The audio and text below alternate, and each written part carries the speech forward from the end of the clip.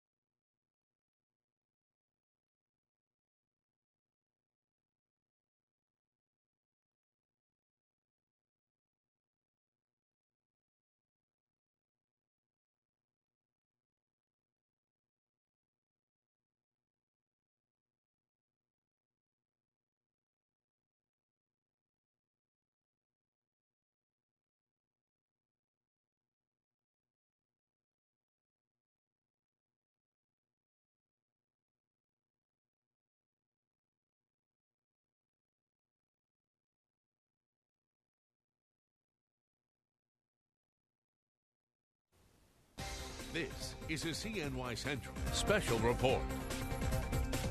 Good afternoon, everyone. I'm Megan Coleman. A busy week for the SU football program. Head coach Doug Marrone being named the Buffalo Bills' new head coach on Monday. And now, well, we've known this for days now. They're announcing the new SU head football coach, Scott Shafer. You can see live right now. A news conference is just getting underway up on the SU Hill. That's Dr. Darryl Gross, the athletic director. Let's listen in. His dad, Dr. Fred Roberts, who was a great pediatrician in town, sent me a letter before he died, and he said, Syracuse football has been restored to its rightful place. And I think that was really summed up what's going on right now. And we are just so excited and thrilled that we can hand the torch to a man that is so deserving of being a head coach, someone who's committed his entire life to coaching, who followed in the footsteps of his dad, who brings enthusiasm, who brings wisdom, who brings experience, who brings engagement with student athlete, someone who believes in developing the total student athlete, someone who's given his life to seeing young men grow into productive, viable.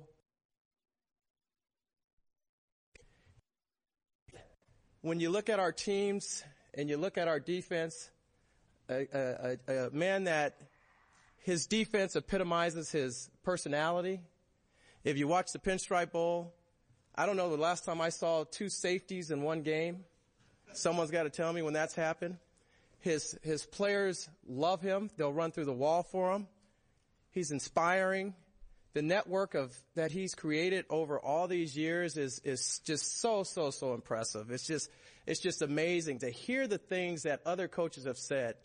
You know, Coach Shafer is a coach to me that since he's been here, I look at him like he's a head coach. He's been running this defense, the way he carries himself, he's got it in him. He's got something special. And every once in a while, you get to run into someone that is really, really rare. And I've been fortunate to be in this business where I've run into some coaches that have had some tremendous success, and you knew ahead of time that they were going to be successful. And here we are getting ready to go into the ACC. We're going into new territory. We're going to be opening up playing Penn State on August 31st, and we're going to be looking right across the stadium from them.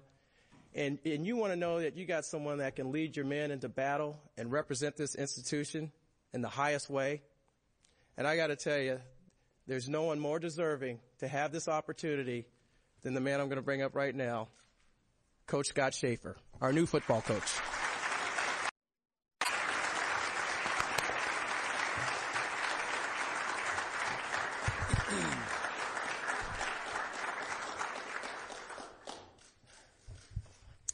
How's everybody doing today? I'm doing great. Couldn't be better. You know, I want to start out just let you know I'm extremely humbled and thankful to the people that made this thing go down. Start with Chancellor Nancy Cantor. She's been wonderful. I've had the opportunity to get to know her better over the last few days, and I'm really looking forward to working for her and with her. Dr. Darryl Gross over here, who the same thing, you know, I'm the type of person that always felt like you do your job and everything else takes itself. And I didn't try to get to know a lot of people around here other than the guys that can have cause and effect on our victories, which were our players and our assistant coaches. But I've really enjoyed the process over the last few days, getting to know Dr. Gross, and I'm really enthusiastic about the opportunity that he's presented to me, and I can't thank you enough. I can't thank you enough.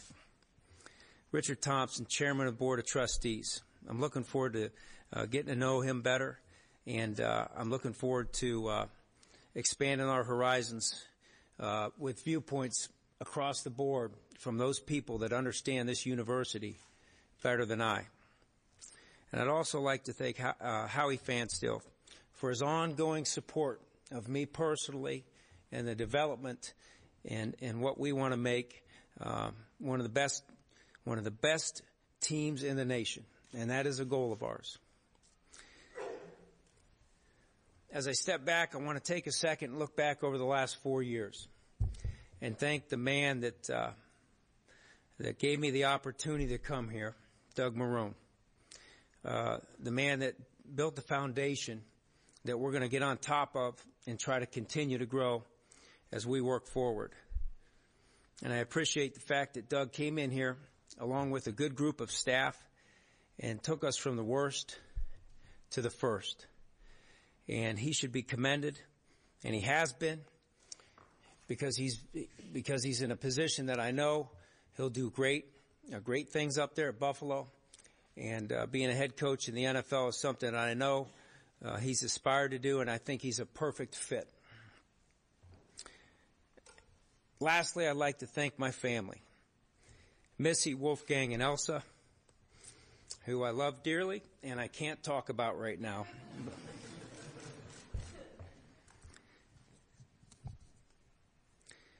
The next thing I'd like to do is extend open arms to the alumni, especially the former football players and coaches. Coach Mack, I want to invite you guys to be active in our future and to help us, because you're the ones that have put the blood, the sweat, and tears, and you've bled orange for so many years, and this is your program. And I just look forward to taking some time as I reflect and go into this process that's in front of us to respect those before me. And open arms, we got Floyd Little, who I extend an invitation for the former players to work through as we look forward and look for all the assistance we need to become great.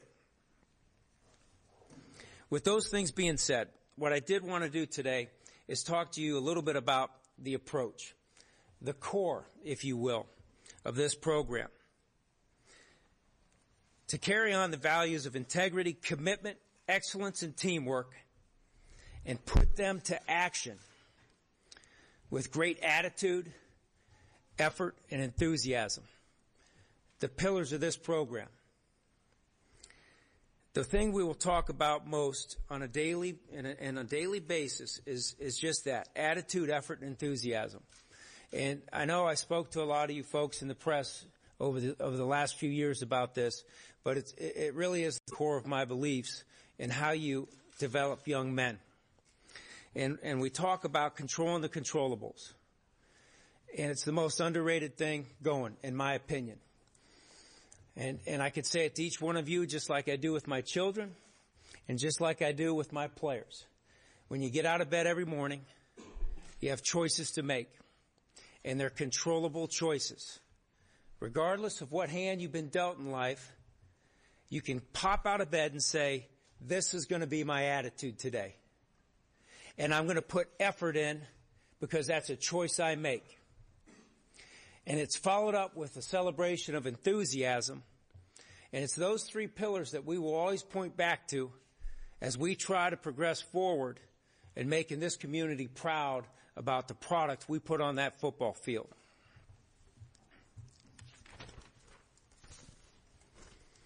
I know a lot of you will have questions about the direction and the vision of where this program's going. So after some long thought, I had a few things here that I wanted to mention to you.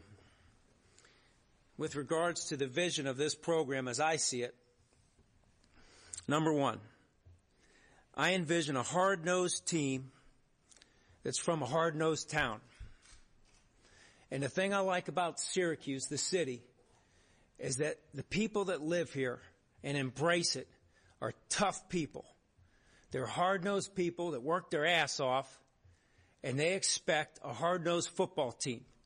And in my opinion, it's our job to put a product on the field that the community can say, that is us. That is our team. They're physical, and they're going to get after you when you come to the Dome. I envision a team with integrity and academic excellence. If there's one thing I'm most proud of, is the fact that we dominated the Big East off the field academically. And that needs to be continued as we work our way into this ACC conference, another conference that has excellent academics. And our goal is not only to dominate on the football field, but also to dominate in the classroom, like our kids have done these last 4 years. I envision an offense with a lot of juice, a lot of orange juice. I want an offense that's fast, that's fun, and inventive. I think Coach Hackett did a great job putting that on display, especially the last 3 quarters of this season. And we want to continue that forward. Now, the personality of the offensive coordinator that we will end up hire is yet to be determined. But that personality has to be such that he is inventive and exciting to watch. I want this team to be an offensive unit that when you come and watch them play, you better not take a bathroom break. Because there's going to be a lot of juice on the field. And that'll be an expectation, and it's an awful lot of fun when you go after it in that, from that point of view. I envision an orange crush defense that makes the opponent's families cringe when their child's about. And I don't think Missy wanted me to go there. But I thought about one of my favorite people in the business, and I guarantee you Jim Harbaugh would want me to go there. We used to always talk about before he got up in front of a crowd, he'd come in, he'd say, Shafer, what do you think of this? I will bow to Graham. That's great. And if anything, he gave me the inspiration to have a little bit of fun with it. So I put that one in there because I do believe it. Now we talk to our kids. We talk to our players. We want a football player that happens to have the ball underneath his arm. And that's what we want to do, and we want to find a way to continue to play an aggressive style of defense that people love to watch. I envision a dome that shakes and intimidates. And when we get the opposition in the loud house, we lock the doors behind them and we don't let them out. For 60 minutes or more, whatever it takes, they are locked in the dome, and we don't let them escape. I envision a student body that becomes our 12th man. On game day, a student body that can't wait to get to the dome. That saves some energy the night before because they know we're counting on them to help us intimidate the opposing team. A student body that can't wait to get there and support their student athletes. So those are the vision points that I put down that I felt were important as we go. And I know you're going to have a bunch of questions. But I'd also like to end this just by announcing that had the opportunity, and Coach Mack, you know this, there's only a handful of people. I'm in the business 22 years. There's only a handful of people in the business that you trust like a brother. There are a lot that you respect, but there's only a handful that you trust.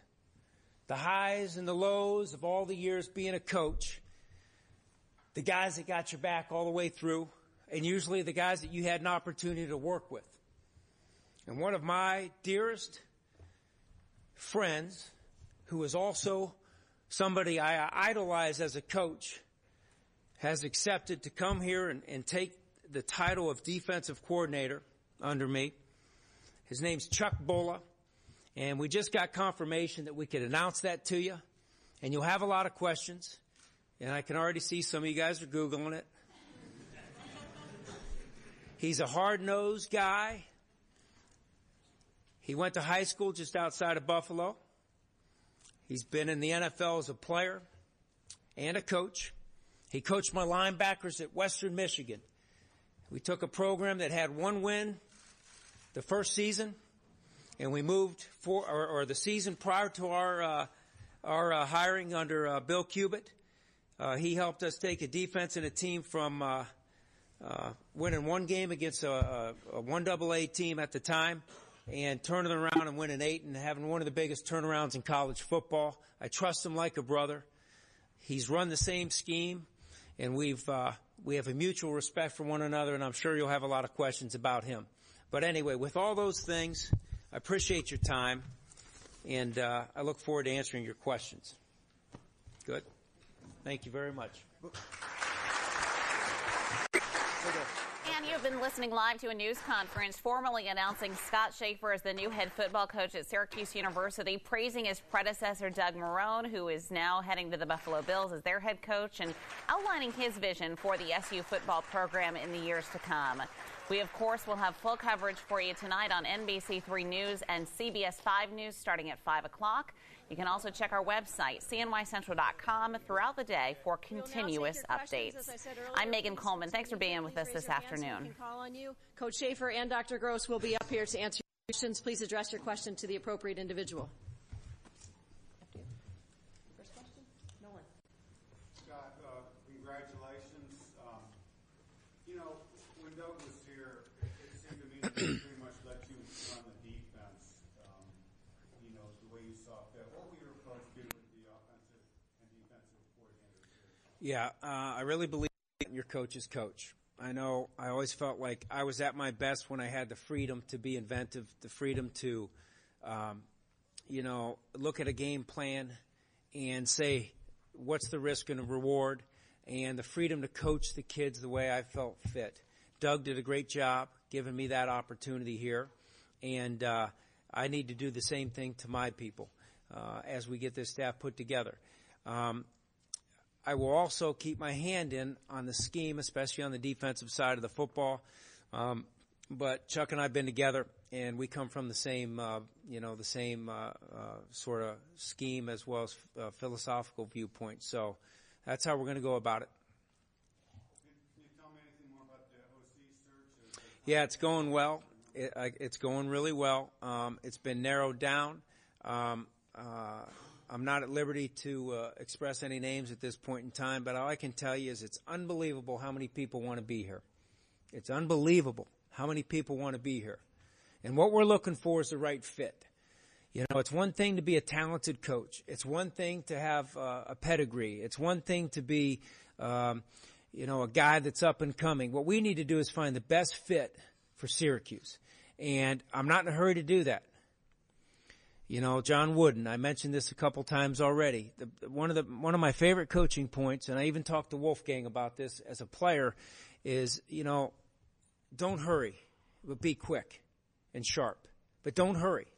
We don't want to go about this in such a way that we sloppily get the first guy that sounds exciting, that doesn't fit extremely well with each and every other member of the staff. So we're gonna do it right, and we'll get the best guy in here that gives us a chance to put on a show on offense. Mark? Scott, how long has this been a goal of yours to be a head coach, and what is it like to realize that?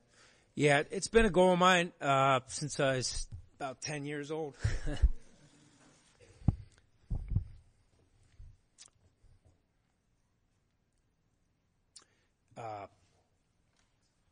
My father, and we'll talk about this later when I have more composure, since I was 10 years old, because I was influenced by my dad. Next question. The rest of the staff, I don't know if you're at liberty to say or not, but, there was a lot of guys, there's been a lot of speculation about who might stay and who might go. Can you tell us anything about that? Yeah, the only thing I would say there for Nolan's question and anyone else that has the same question but tries to reword it is talented people get recruited. And at the end of the day, I hope for the best for every individual and his family. I've been in that situation when I've been on the side of being recruited. I've been in that situation when some of my best friends had a tough decision to make, whether to leave or move out or move on to something that they felt better. At the end of the day, we got great coaches in this country, and for me, coast to coast, I've been fortunate enough to coach, and I know a lot of really good quality football coaches that have and all I can tell you is just give me a little bit of time here. Between myself and Dr. Gross, we're going to put together a hell of a staff, okay?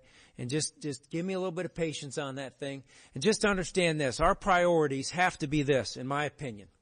the people side of it, it has to be our current players, who I can't wait to see Sunday night. And we have to tend to them first. And then the second thing we have to do is we have to do a great job tending to the prospects, the recruits that we're going after and trying to hang on to. And then the third thing is the coaching staff. And that's just the way we're going to handle that thing. But as soon as we have good information, like we have today with Chuck Bulla, we'll get it to Sue and get it out to you as quickly as possible.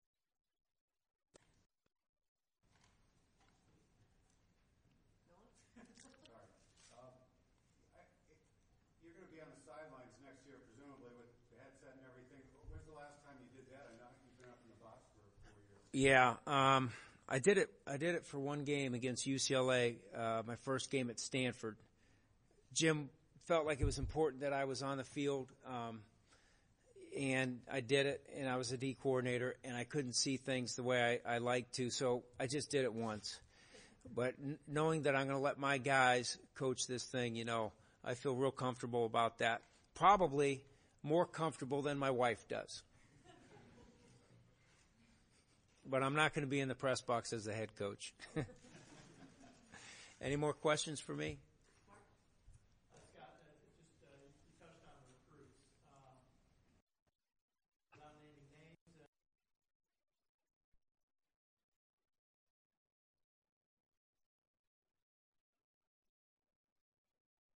Never known until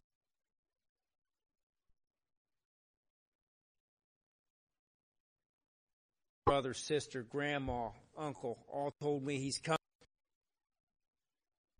coming, he's good, and then show up. You know what I mean?